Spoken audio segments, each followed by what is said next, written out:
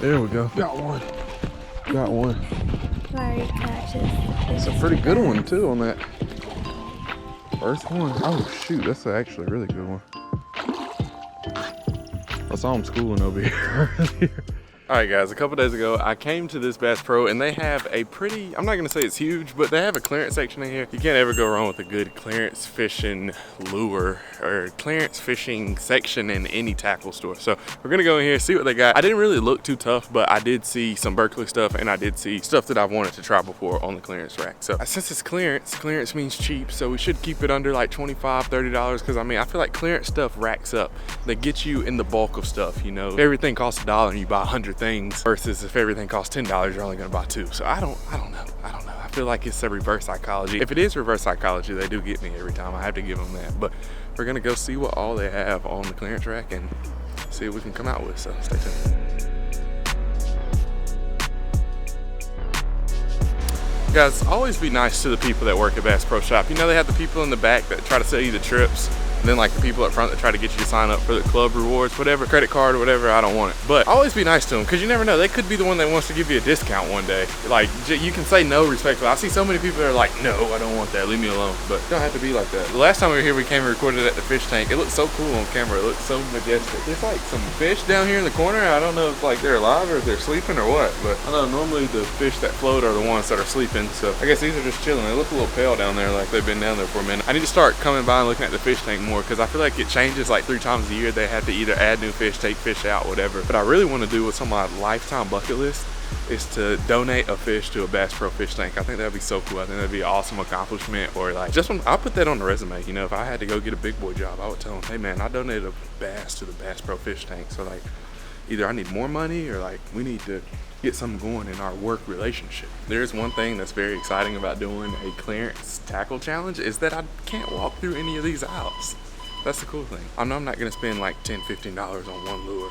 All right guys, here it is, clearance section, Bass Pro Shops. It's not as big as it was when I came here for the first time, but they still do have a lot of stuff. Like I said, they have a lot of KVD, Berkley, net bait. Like, it's not a whole bunch of just trash stuff you never heard of before. They have some pretty good stuff on here, and it looks like the prices look pretty decent. I think these are normally like $5, so I mean, that's $2-ish off, $2.50 or $1.50 off. The little Generals, $3.88. That's not a bad price. Chunks, flute worms, guys, flute worms. We're getting these right here. These lures are some of the most slept on lures in the world, and you cannot convince me otherwise. I mean, I have caught so many bass on a good black and blue flute worm, or even this color. It was a little bit bigger. I think it was a 7-inch. Guys, I'm telling you, if you're looking for like a new lure to try in your pond, definitely go to Bass Pro, pick up some flute worms. But we're gonna walk on the other side of this. I think there's another side. See if they have anything over here on clearance.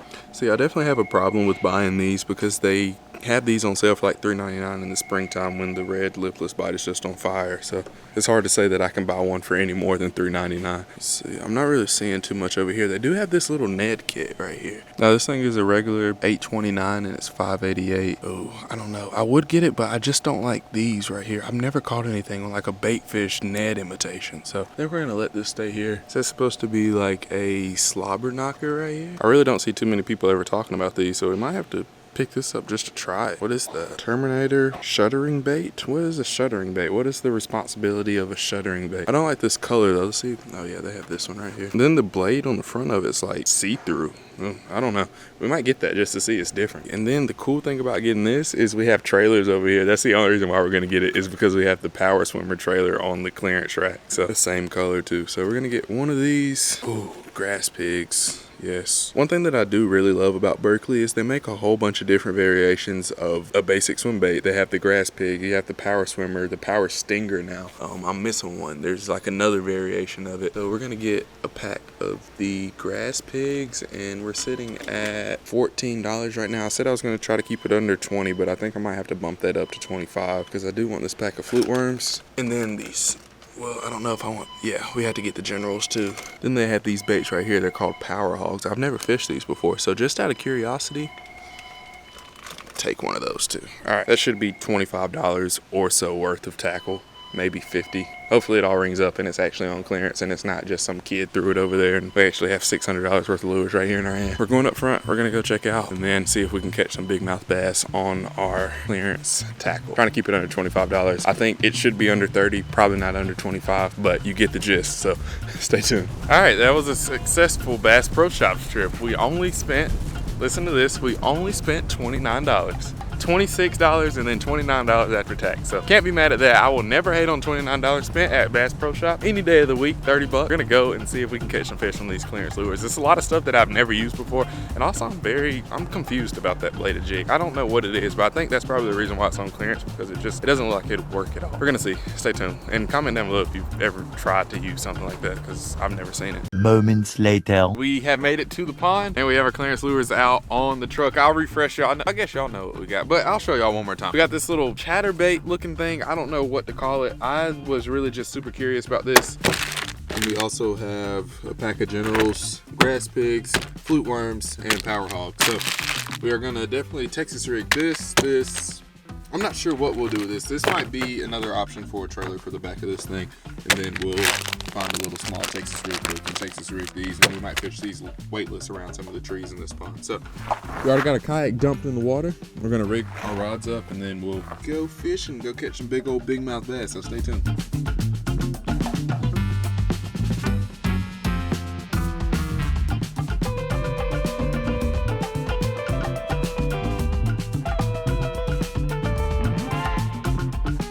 All right, we are gonna start off with this little bladed jig right here. The blade on it is plastic, and I cast it. I got a couple practice casts in with it just to kind of feel how it works when I was rigging it up. And I think it just has like a really wide wobble to it. Like, I mean, it's a bladed jig. It doesn't put off that much vibration though. That's the only thing I kind of don't like about it. It doesn't put off as much, anywhere near as much vibration as like a Z-Man or a slobber knocker. But I think it definitely has a place. It might even be kind of designed for cold water since it doesn't put off as much vibration. Maybe, I don't know. We'll see if we can catch a fish on it. It was in the clearance section, so win, lose, or draw, we're not gonna be mad. It's a clearance fishing lure. It's probably clearance for a reason.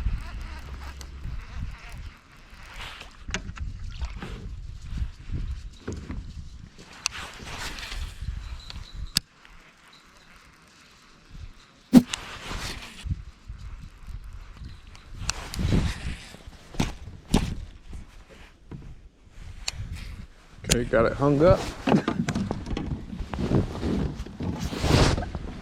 Just gonna go to this little power hog, I wanna say it's called, creature bait.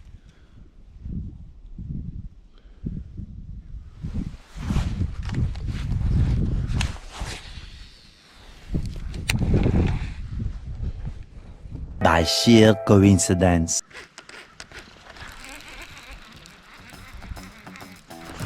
There we go. Got one. Got one. It's a pretty good one too on that first one. Oh shoot, that's actually a really good one. I saw him schooling over here earlier. Look, they're still going too. All right.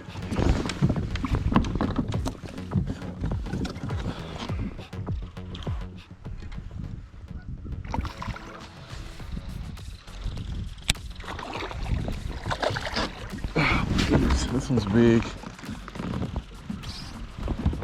Oh, boom. That's a good 5-pounder.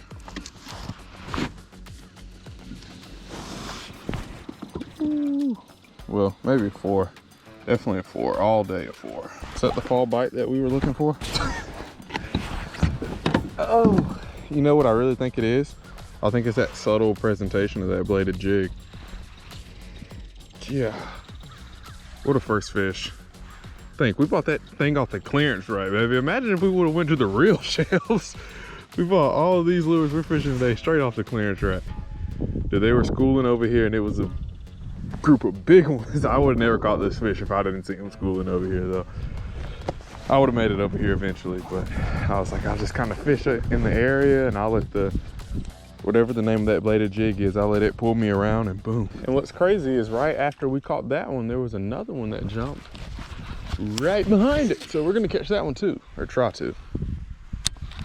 I just kind of had a feeling for that one, like it was coming. Because when I paddled over here kind of quick, and I was like, I'm not gonna pull all the way up on the tree because I know you'll spook fish off doing that. So I was like, I'll just pull out the bladed jig and I'll cast towards the tree, and that'll slowly pull the kayak, and that should pull me at a good enough pace, get me there and get me able to catch some bass on the other side of the tree. Whew, that's a good feeling, catching one on that bladed jig early. Honestly, I didn't know what to think about it, but I mean, starting off the video with a 4-pounder, I think I like it. Check it, see.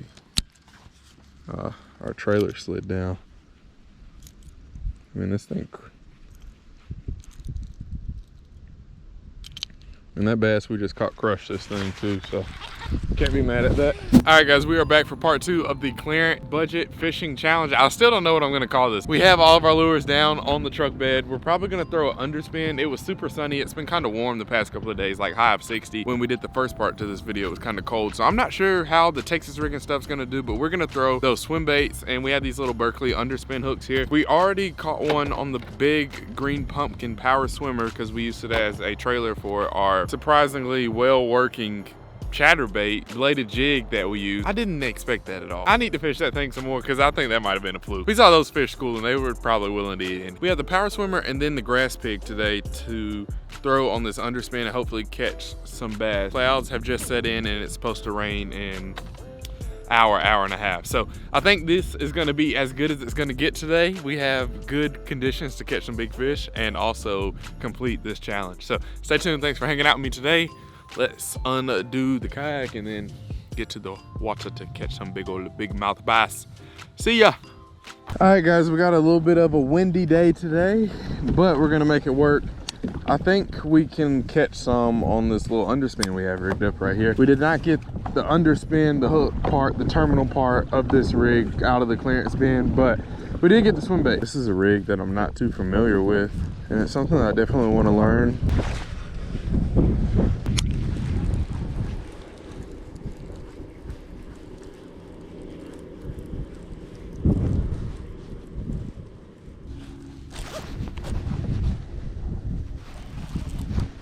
Oh man, I thought that was one. Oh.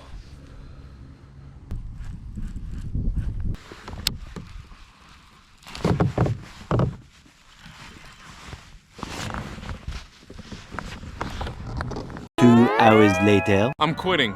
I'm going to a different pond. The conditions are so good today, but we've just had a lot of hot weather, then cold weather, then hot weather, and it hasn't been consistent enough to really have a bite pickup, I think.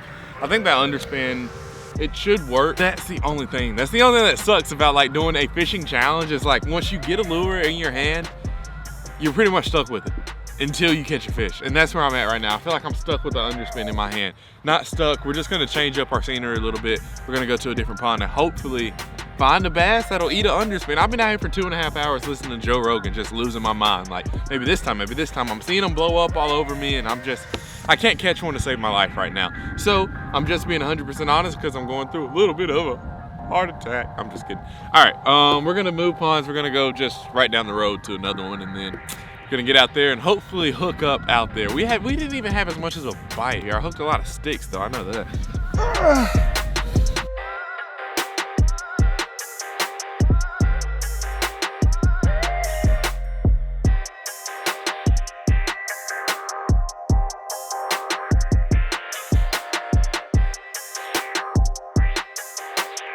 So we're gonna give ourselves another lure option. We're still gonna use this trailer right here, this grass pig, but we're gonna put it on the back of a slobber knocker. One of my favorite ponds to fish a slobber knocker in, so I think it's a good place to throw the grass pig on as a trailer instead of using it as the sole lure. Still gonna take the one on the underspin, but this one matches the slobber knocker so nice. If I would have thought about that, I probably would have brought that with me in the other pond. I feel like I would have try this out. We might even get a couple little bank casts in right here because I see some little fishy schooling a little bit. Look, they're schooling out there.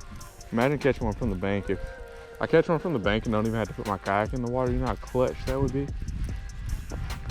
Be able to bank fish a little bit. Oh, I need to make a bank video. We haven't done that in a little minute.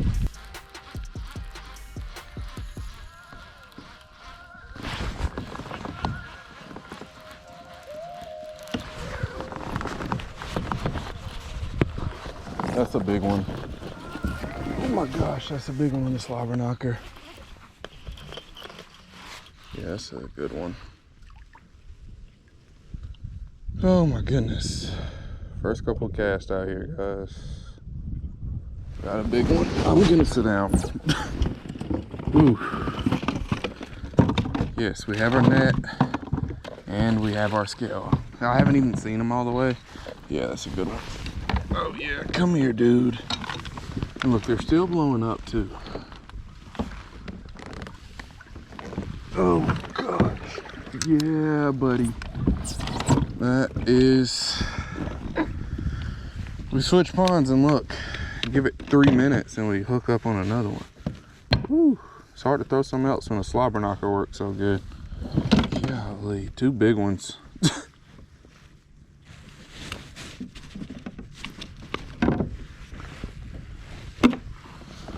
Whew. Look at that one. We're gonna get a weight on it. I think it's gonna go 3.8. Ooh, I was definitely not ready for that. My net was under my seat.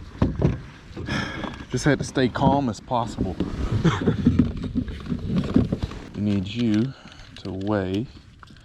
Last time I tried to use the scale, it said the batteries were low, so hopefully it still works. I just need you for one more day and I'll either replace the batteries or go buy another one. 0038. 37. Oh my goodness, I called that on the dot. Woo. Guys, I'm telling you, I'm scary when it comes to these fish weights. Send me your fish pictures, I'll guess on Instagram how much they weigh. Boom, let's go. I thought you were a lot bigger. I honestly thought this was like a 6 or a 7. That's how heavy it felt. Boom, I was gonna get some skip cast up underneath that dock, but I guess not now. Not anymore.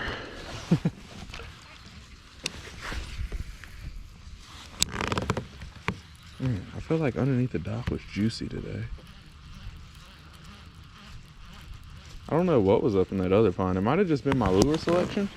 And I was like, today we have good overcast. There's supposed to be a storm coming in.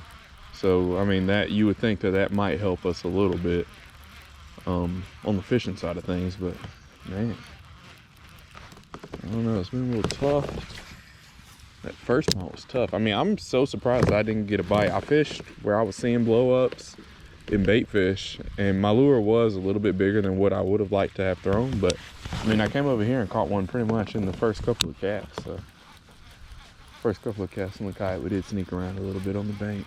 There's going to be a lot of bait fish probably hanging out around that dock, so that means there's going to be a lot of bass. And then if I had to guess, I'd say probably more out in the middle too, around some of the structure that lying down the middle of the pond. I'll probably go halfway down this bank and fish the grass a little bit. I'll stay kind of far off of it just to see if there's anything over here, but if I had to put my money on some areas, it would be around that dock because I've already seen fish over there.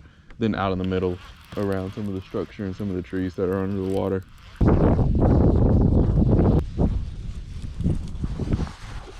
Oh God. That was a big one.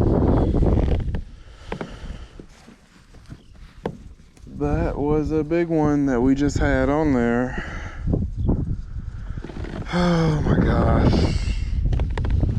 Chasing a bag, I'm racing the clock. Look at him flock, watching him flop. Used to see this in my sleep. When I ain't had shit but my thoughts in the car, I really was lost. Now I'm public with the soundscapes.